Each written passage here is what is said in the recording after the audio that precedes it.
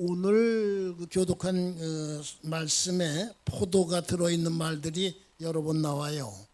포도원이란 말이 1절에 2번 나옵니다. 그리고 3절, 4절, 5절, 7절에 계속해서 나와요. 2절에는 극상품 포도나무란 말이 나와요. 이 성경을 요즘 쓰는 말로 이렇게 새롭게 번역한 성경들이 있어요. 공동번역 성서, 표준 새번역, 그리고 재작년에 나온 새한글 성경. 여기에는 이 극상품 포도나무를 모두 아주 좋은 포도나무라고 알기 쉽게 이렇게 번역해 놨습니다. 그 다음에 좋은 포도란 말, 들포도란 말이 2절, 4절에 반복해서 나옵니다.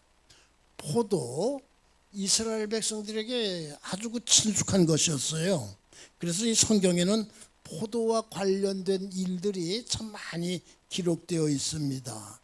창세기 9장에 노아와 포도 이야기가 나와요. 어떤 얘기예요? 좀 좋은 얘기가 아닌데 농사를 시작해서 포도나무를 심은 일이 기록되어 있습니다. 그때 노아가 실수를 했죠. 어떤 실수했는지 잘 아실 텐데 모르는 분이 있으면 창세기 9장 18절에서 27절 사이에 기록되어 있으니까는 한번 이렇게 보시기 바랍니다. 민수기 13장 모세가 시내 광야에서 가나안 땅에 12정탐꾼 보내는 일, 이게 기록되어 있는데 모세는 그들에게 그 땅이 어떤 땅인지 정탐하라고 그랬습니다. 거민이 강한지 약한지, 많은지 적은지, 그들이 사는 땅이 좋은지 나쁜지, 사는 성읍이 진영인지 산성인지, 토지가 비옥한지 나무가 있는지 없는지를 탐지하라고 했습니다. 그리고 뭐라고 말했죠? 민수기 13장 20절 제가 읽어드리겠어요. 담대하라, 또 그 땅에 실과를 가져오라 하니 그때는 어떤 때? 포도가 처음 익을 즈음이었더라. 포도가 처음 익을 즈음, 아마 지금과 같은 때였던 것 같습니다. 12정탐꾼은 어떻게 했죠?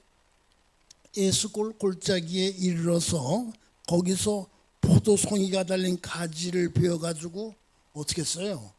굉장히 무거웠던 모양이에요. 둘이 막대기에 꿰어서 이렇게 꿰어서 메고 또 석류와 무화과를 따고. 그런데 어떻게 했어요? 12정탐꾼은 40일 동안 정탐을 하고 돌아왔는데 그 가운데 10정탐꾼은 뭐라고 보고를 했어요? 그 땅이 비옥하기는 합니다. 근데 거주민은 강하고 성읍이 견고합니다. 힘이 큽니다. 우리 거기 들어갈 수 없습니다. 그렇게 부정적인 보고를 했습니다. 거기 비해서 갈렙과 여호수아는 어떤 보고를 했어요? 여호와께서 우리를 기뻐하시면 우리를 그 땅으로 인도하여 들이시고 그 땅을 우리에게 주실 것이라고 그렇게 말했습니다. 여러분, 우리는 부정적인 견해를 말하는 많은 사람 편에 들어서는 안 됩니다. 불신앙을 가지고 부정적인 견해 이렇게 말하는 많은 사람들 군중틈에 들어서는 안 됩니다. 믿음의 바탕을 두고서 긍정적인 눈으로 앞을 바라보며 말하는 그런 사람들 되시기 바랍니다. 또 열왕기상 21장 아합이 나봇의 포도원 뺏은 이야기 잘 아실 거예요. 아가서 8장 솔로몬의 포도원 이야기. 시편 80편 8절 이하에는 주께서 한 포도나무를 애굽에서 가져다가 심고 가꾸신 일이 기록되어 있습니다. 잘 아시겠지만 이 포도나무는 뭘 말하죠? 이스라엘 백성을 말합니다. 그 밖에 여러분 또 혹시 성경 구약입니다. 구약에 나오는 포도 이야기 아시는 것 있습니까? 알면 이 시간에 말씀해 주시기 바랍니다. 네, 그 밖에도 포도 이야기 여러 나와요. 그만큼 이스라엘 백성하고 가까운 거니까요. 자, 이제 오늘 본문의 포도 이야기인데요. 이 성경 주석가들 가운데는 그 이사야서 5장의 이 예언을 선포하는데, 이사야가 그 떠돌이 가수 그 행색을 하고서 사람이 많은 곳, 그러니까 뭐 장터 같은 곳에 나타나서 요즘 말로 하면 기타를 치면서 이 노래의 형식으로 이 예언을 선포했을 것이다, 이렇게 주석하는 분들이 많습니다. 그러니까는 이사야는 친숙한 소재를 가지고 포도, 그 다음에 친숙한 방법으로 예언을 한 거예요. 이사야가 내가 나의 사랑하는 자를 위하여 노래하되 내가 사랑하는 자의 포도원을 노래하리라 그랬을 때, 그것을 듣는 사람들, 아니 포도원 내가 잘 아는데 그걸 가지고 무슨 얘기를 하겠다는 거지? 또 어떤 사람은 나도 포도원 가지고 있는데 포도원을 가지고 무슨 노래를 하겠다는 거지? 그러면서 귀를 기울였을 거예요. 그리고 이사야가 이야기를 마쳤을 때는 맞아, 그렇지, 그랬을 거예요. 여러분, 우리는 그 주변 사람들에게 복음을 전할 때 이런 방법, 사람들이 잘 알고 있는 것을 가지고 이렇게 접근하면 효과가 클 겁니다. 이사야는 이 5장에서만 이 포도원 얘기한 것 아니에요. 27장 2절과 3절에서도 그 포도원 얘기를 하고 있는데요. 잘 보면은 뭐 오늘 본문과 이렇게 분위기가 비슷한 부분도 있습니다. 이사야서 27장 2절과 3절을 제가 읽어드리겠어요. 그날에 너희는 아름다운 포도원을 두고 노래를 부를지어다. 나 여호와는 포도원 지기가 되며 때때로 물을 주며 밤낮으로 간수하여 아무든지 일을 해치지 못하게 하리로다. 하나님, 이스라엘 백성을 포도나무라고 부르면서 극상품 포도나무라고 부르면서, 아주 좋은 포도나무라고 부르면서 포도원에 심으셨어요. 그리고 좋은 포도 맺기를 바랐습니다. 그런데 맺은 것은 뭐예요? 세 글자, 들포도. 하나님 실망하셨을 거예요. 5절 이하를 보면은 포도원 주인이신 하나님께서 포도원에 어떻게 행하셨는지가 잘 기록되어 있습니다. 황폐하게 하겠다고 하셨습니다. 다시는 가지를 자름이나 북을 돋우지 못하게 찔레와 가시가 날 것이라고 하셨어요. 구름에게 명해서 그 위에 비를 내리지 못하게 하겠다고 그렇게 말씀하셨어요. 이사야는 만군의 여호와의 포도원은 이스라엘 족속이요 그의 기뻐하는 나무는 유다 사람이라고 하셨어요. 그런데 아셔야 됩니다. 사랑하는 성도 여러분, 여기 나오는 포도원과 포도나무가 이스라엘 족속과 유다 사람만 말하는 것 아닙니다. 바로 나를 말하는 것을 아시기 바랍니다. 하나님은 여러분 또 저를 택해서 예수를 믿게 하셨어요. 구원의 길을 걷게 하셨어요. 교회라는 포도원, 믿음의 세계라는 포도원에 심어 주셨어요. 여러분, 어떻게 해서 예수를 믿고 있습니까? 뭐 여기 대해서 여러 가지로 대답할 수 있을 거예요. 장로교에서는 예정론 말하고, 뭐 감리교에서는 자유의지론을 말한다고 신학생 때 배웠습니다. 뭐 그 둘을 복합적으로 이렇게 말하기도 합니다. 저는요, 어쨌든 우리가 내가 예수를 믿게 된 것은, 지금도 믿고 있는 것은 하나님의 은혜라고 이렇게 생각하고 그렇게 말하고 있습니다. 하나님이 교회라는 포도원에, 믿음의 세계라는 포도원에 나를 심어 주셨기 때문입니다. 극상품 포도나무도 아니에요. 아주 보잘것없는 포도나무인 우리를 하나님의 포도원에 심어 주셨어요. 저는 초등학생 시절에 그 옛날에는 국민학생이라고 그랬죠. 그 초등학생 시절에 그 전도를 받았어요. 그리고 계속해서 신앙생활을 하면서 지금에 이르고 있어요.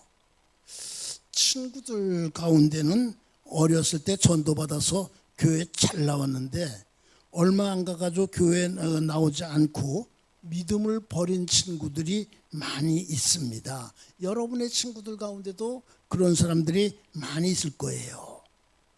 그런데 아주 보잘것없는 존재인 제가 믿음 버리지 않고 유년부, 초등부, 저는 그 교회학교, 그때는 주일학교라고 그랬어요. 주일학교 초등부 졸업장 지금도 소중하게 잘 간직하고 있어요.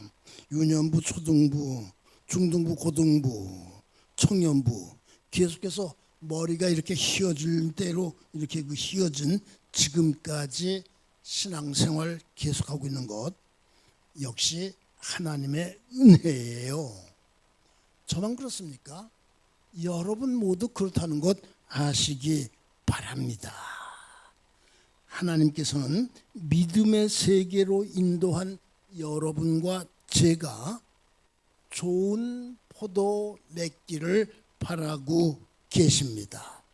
사랑하는 성도 여러분, 들포도 맺지 말고 좋은 포도 맺으시기 바랍니다. 아니, 좋은 포도 맺어야 돼요. 경건의 포도, 사랑의 포도, 봉사의 포도, 헌신의 포도, 전도의 열매 많이 맺어야 됩니다. 그러시기 바랍니다. 이번 주 목요일 무슨 날이에요? 6.25 전쟁이 일어난 날입니다. 1950년에 일어났으니까 76년이 되네요. 올해의 6월 25일은 목요일이에요. 그런데 그때 6월 25일은 1950년에 6월 25일 무슨 요일인지 아세요? 일요일, 주일이었어요. 뭐 일요일에는 사람들 긴장이 풀어지고 나라 지키는 국군 장병들이 외출 많이 나가고, 그러니까 김일성이 그걸 노려가지고 6.25 때 전쟁 일으켰다고 그러는데요. 저는 신앙적인 눈으로 이 일을 보면서 하나님께서 이 일을 가지고 김일성을 심히 꾸짖었을 거다, 그렇게 생각하고 있습니다. 6월 25일에 6.25 일어났어요. 사흘 만에 서울 뺏겼어요. 6월 28일. 올해 6월 28일 바로 다음 주일인데 그건 주일입니다. 북한에서는 남쪽에서 먼저 쳐들어왔다고 그렇게 아주 그냥 굳세게 가르치고 있습니다. 뭐 북한의 책들은 다 그렇게 되어 있습니다. 탈북민들 만나서 얘기하면 6.25 얘기하면 다들 남쪽에서 먼저 쳐들어왔다고 그렇게 알고 있어요. 저는 한마디로 잘라버립니다. 어느 바보가 사흘 만에 서울 뺏기려고 전쟁 일으키냐고. 그러면 탈북민들도 머리를 긁으면서 그럴 것 같다고 그렇게 대답하는데요. 질문, 6.25 왜 일어났습니까? 대답은 간단해요. 김일성의 남침 야욕, 남한 정복 야욕 때문에. 그런데요, 한국 교회 지도자들 가운데는 6.25는 교회 때문에 일어났다, 이렇게 가르치는 분들이 많습니다. 저도 신학생 시절에 그렇게 배웠습니다. 왜 그럴까요? 그게 무슨 얘기일까요? 일제 말기에, 전에도 그랬지만 특별히 말기에 이르러 가지고 일본이 교회를 아주 심하게 신하게 비박했어요. 강제로 신사 참배를 하게 했습니다. 뭐 황제나 무사의 모신 그런 데 가서 이렇게 절을 이렇게 하게 했습니다. 전국 방방곡곡에 신사가 있었어요. 900개 가깝게 됩니다. 그 주소록이 지금도 다 이렇게 보존되어 있는데 서울에는 3개의 신사가 있었어요. 근데 그 가운데 2개가 용산구에 있었다고 그렇게 기록이 남아 있습니다. 하나는 용산중학교 옆 계단으로 올라간 남산에 있었고요. 또 하나는 용산구 신계동, 여기서 이렇게 저쪽 가면은 왜 철로 나오잖아요. 그걸 갖다가 옛날엔 땡땡거리라고 그랬어요. 고가도로가 없고 기차가 지나가면은 이렇게 뭐 땡땡땡거리기 때문에 땡땡거리라고 그러는데 그거 넘어가면 바로 신계동인데 거기에 왼쪽으로 문배산이라고 그렇게 높지 않은 산이 있어요. 거기에 있었다고 그래요. 거기에 그 성산교회 우리 저 김병연 목사님이 담임하고 계시던 성산교회 옛날 이름은 용산중앙교회입니다. 그게 그 신사가 있었던 자리라고 그럽니다. 김병연 목사님 지금 저 감리교 본부에 그 일이 있어서 그 저기 오전 예배만 드리고 이제 그 들어가셨는데요. 제가 그 오늘 그 아침에 만나가지고 다 확인했습니다. 그 신사에 있던 그 저기 그 기둥 가지고 이렇게 그 교회 뭐 기둥 세우고 뭐 그런 이야기 가등청청 갓도 히로부미 임진왜란때 선봉장으로 쳐들어오는 장수 그 사람에게 뭐 이렇게 그 절을 하는 그런 그 신사였다고 그 성산교회가 그 자리에 있다가 조금 옆으로 그 이사했다는 그런 얘기를 오늘 아침에 그 들었습니다. 그 신사 참배 반대하는 목사님 교회 지도자들 많은 분들이 순교당했어요. 대표적인 분이 누구예요? 여러분이 잘 아시는 평양 산정현 교회를 담임했던 주기철 목사님. 또 그 예배 드릴 때 그 일제 말기에는 먼저 황성요배를 하게 했습니다. 황성은 일본 천황이 살고 있는 그 이렇게 궁궐을 말하는데 그쪽을 바라보면서 절하게 했습니다. 그때 교회 주보들이 많이 남아 있어요. 연회 열리면 연회 순서지도 지금 그 많이 그 남아 있고 장로교 총회나 노회 순서지도 많이 남아 있는데 보면은 첫 순서가 황성요배입니다. 그것뿐만이 아니에요. 그 확인된 자료에 의하면 일본은 교회를 다 폐쇄할 그 계획을 가지고 있었는데 그걸 실천에 옮기기 얼마 전에 해방이 이렇게 됐습니다. 그래서 한국교회 역사에서 1930년대 말부터 1945년 해방되기까지를 갖다가 보통 암흑기라고 그렇게 그 부르고 있습니다. 그렇게 불려놨어요. 그걸 갖다가 이제 굴종기라고 아주 그냥 그 치욕적으로 이렇게 굴복을 했다. 굴종기라고 이렇게 분류한 학자도 있어요. 그런데요, 하나님께서 해방이라는 좋은 포도원을 주셨어요. 오늘 보면 2절에 그 돌을 제하고 이런 말이 있습니다. 그런데 일본이라는 그 무거운 돌 제해 주셨습니다. 그럼 어떻게 돼요? 좋은 포도 맺어야 됩니다. 해방을 주신 하나님께 감사하면서 신사 참배한 일을 회개하고 하나님 섬기는 일에 힘써야 됩니다. 그런데 해방 뒤에 한국교회 어떻게 했습니까? 반대였어요. 나뉘어서 싸우기 시작했어요. 너는 신사 참배하면서 자리를 유지했지 나는 반대였어. 난 고생했어. 그러면서 싸웠습니다. 싸우다가 갈라지기 시작했어요. 제일 먼저 갈라진 것이 감리교였어요. 그 일제 때 신사 참배하면서 자리를 유지했던 사람들을 복흥파라고 그랬어요. 그 부흥파라고 하는 것이 맞는 표기인 것 같은데 그때 복흥파라고 그랬어요. 그리고 그때 뭐 자리에서 이쪽 그 추방당 같은 사람들 재건파 이렇게 갈라졌어요. 그래서 복흥파, 재건파, 복흥감리교, 재건감리교 이렇게 갈라져 있다가 김유순이라고 아주 그 덕이 높은 목사님이 감독님이 되셨을 때 하나로 합했는데 이 김유순 감독님은 6.25 때 그 감독은 자리 지켜야 된다고 피난 가지 않고 그래서 이렇게 그 자리를 지키면서 그 총리원에서 계속해서 일하다가 나쁘게 됐습니다. 북으로 끌려가서 북에서 세상을 떠났습니다.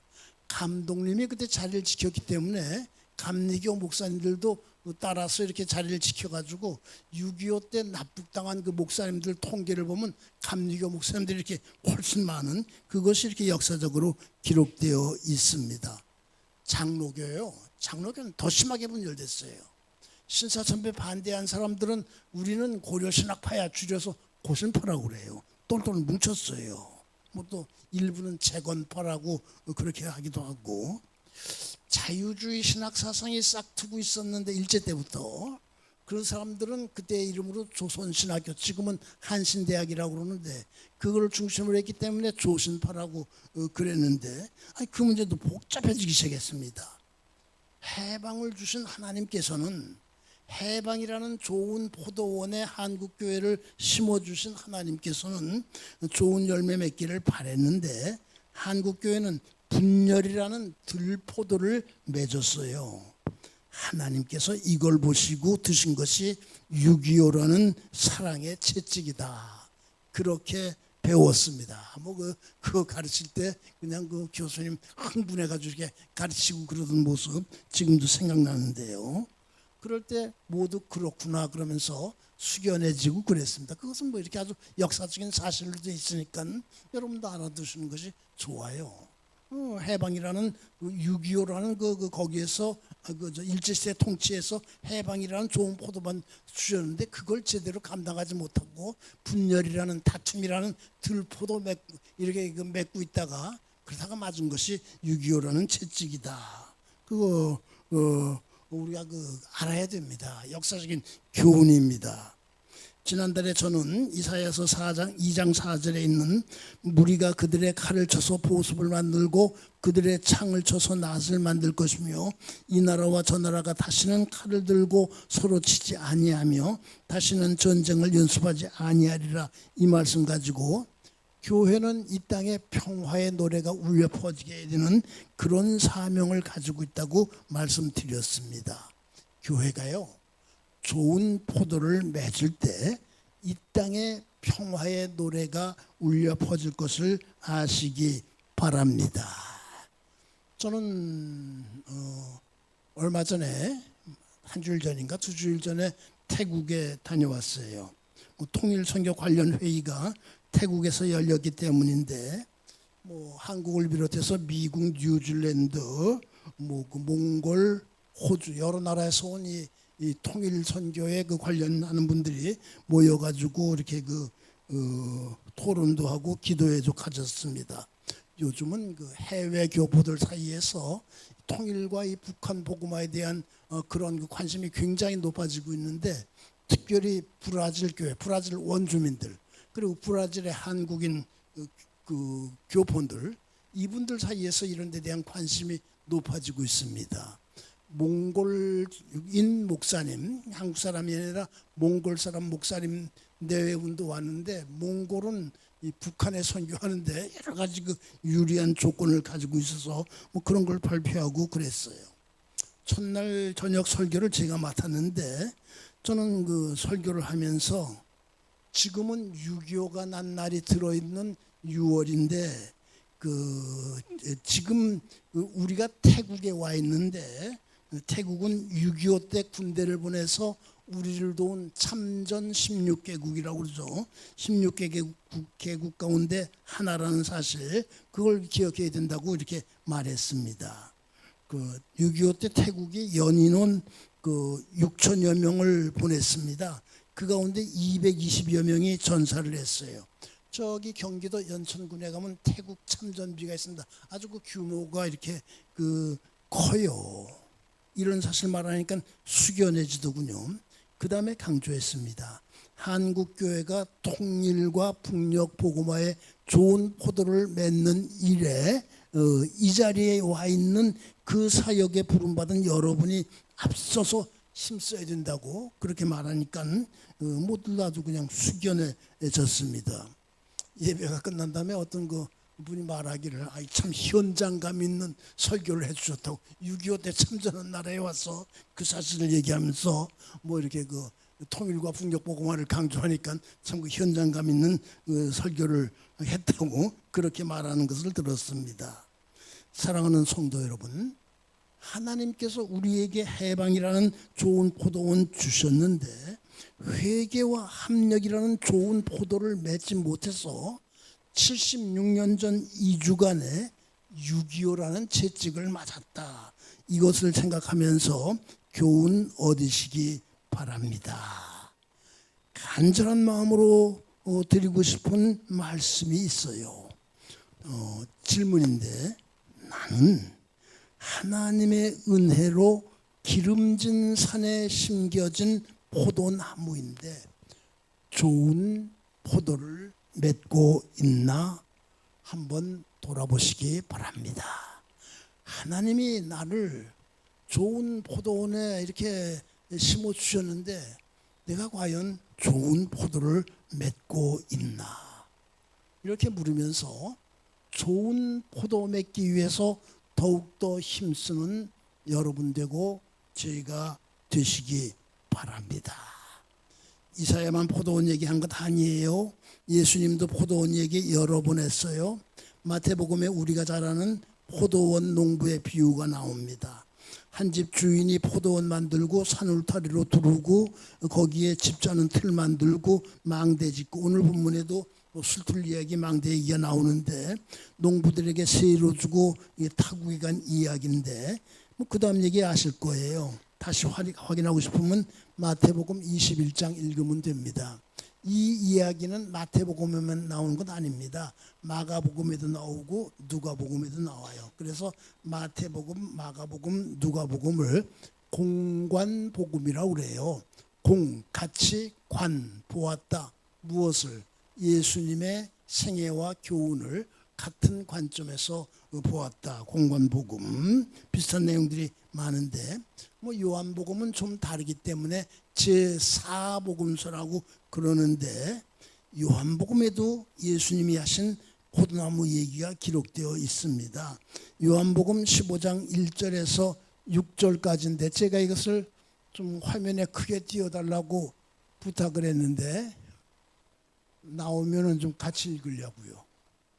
요한복음 15장 1절에서 6절까지 안 나와요?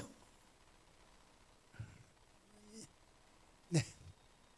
그러면 제가 읽어드리겠습니다. 이상하게 이사야의 말씀하고 거의 같은 말씀이라고 할 수 있어요. 예수님의 말씀, 나는 참 포도나무요 내 아버지는 농부라. 무릇 내게 붙어 있어 열매를 맺지 아니하는 가지는 아버지께서 그것을 제거해 버리시고, 무릇 열매를 맺는 가지는 더 열매를 맺게 하려 하여 그것을 깨끗하게 하시느니라. 너희는 내가 일러준 말로 이미 깨끗하여졌으니 내 안에 거하리라. 그 가지가 포도나무에 붙어 있지 않으면 스스로 열매를 맺을 수 없음 같이 너희도 내 안에 있지 아니하면 그러하리라. 나는 포도나무요 너희는 가지라. 그가 내 안에 내가 그 안에 거하면 사람이 열매를 많이 맺나니 나를 떠나서는 너희가 아무것도 할 수 없습니다. 사람이 내 안에 거하지 아니하면 가지처럼 밖에 버려서 마르나니 사람들이 그것을 모아다가 불에 던져 사르니라. 오늘 본문 나왔군요. 나왔으면 저기 한번 이제 성도 여러분이 읽어보라고 그럴 텐데 늦게 나왔네. 예, 다음 거 준비해 주세요. 다음에도 이렇게 크게 나오달라고 내보내달라고 부탁한 거 있어요. 교회 학교에서요 학생들이 많이 부르던 어린이 찬송이 있어요. 이게 옛날엔 많이 불렀는데 지금도 이 노래를 알고 있나?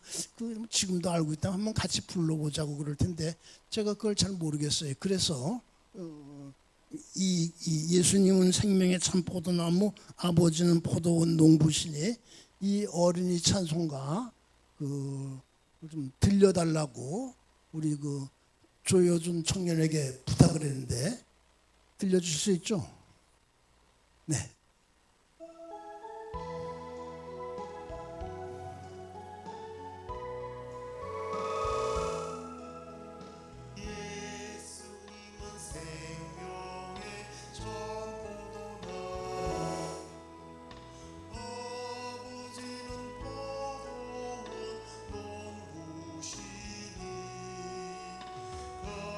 가지더라 열매를 맺지 않으면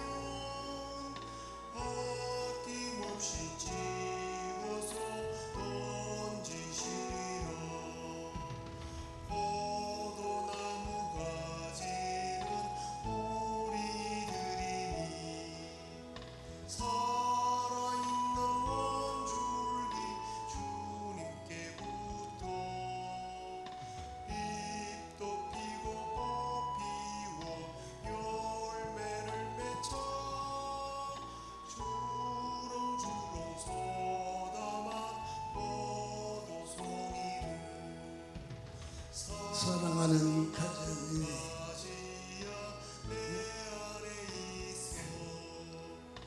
무엇이나 원하면 이루어주리니 씩씩하게 자라고 높이 뻗어서 높이 뻗어서 하늘나라 열매를 많이 맺어라. 여러분 하늘나라 열매 많이 맺으시기 바랍니다. 아버지는 포도원 농부시니 네, 됐어요. 같은 가사가 반복되네. 예전엔 여름 성경학교 때 이 노래 참 많이 가르치고 많이 불렀어요. 그리고 여름 성경학교 끝나면 어떻게 하는 줄 아세요? 교사들 위로회를 하는데 매년 빠짐없이 안양에 가서 했습니다. 지금 거기 어떻게 된지 모르겠는데 안양에 그 계곡을 막아가지고 풀장이 있었어요. 근데 그 주변이 온통 포도밭이었습니다. 그냥 가서 수영도 하고요, 멱도 감고요, 포도 실컷 먹었어요. 옛날에 1960년대, 70년대는 포도 비싸가지고 그렇게 많이 먹지 못했다고요. 근데 그날은 가서 그냥 마음껏 먹게 했습니다, 교회에서. 그러니까 어떤 선생님은 말하기를 우리 칫솔 가져가자고, 칫솔 가져가서 이 닦아가면서 포도 실컷 먹자고 그렇게 했는데요. 여러분 이 가사 많이들 아시는 모양이네요. 뭐 따라 부르고 그러는 건 가사대로 이렇게 하늘나라 열매에 많이 맺으시기 바랍니다. 이제 말씀 마칩니다. 사랑하는 성도 여러분, 하나님은 우리를 좋은 포도원에 심어 주셨어요. 그리고 좋은 포도 맺기를 기다리고 계십니다. 예루살렘 주민과 유대 사람들 어떤 포도 맺었어요? 들포도 맺었어요. 우리는 어떻게 해야 됩니까? 좋은 포도 맺기 위해서 힘써야 됩니다. 포도의 계절인 여름에 나는 좋은 포도를 맺고 있는가 물으면서 좋은 포도 맺기 위해서 힘쓰는 여러분 되고 제가 되기를 주님의 이름으로 축원합니다. 기도드리시겠습니다. 주님, 부족한 저희를 믿음의 세계라는 좋은 포도밭에 심어주신 것 감사드립니다. 들포도 맺지 않고 좋은 포도를 맺기에 힘쓰게 하여 주시옵소서. 이곳에 용산교회라는 포도나무 심고 80년을 잘 가꾸고 키워주신 것 감사드립니다. 좋은 포도 많이 맺는 교회가 되게 하여 주옵소서. 한국교회 민족복음화라는 좋은 포도를 힘써 맺게 하여 주시옵소서. 예수님의 이름으로 기도하옵나이다.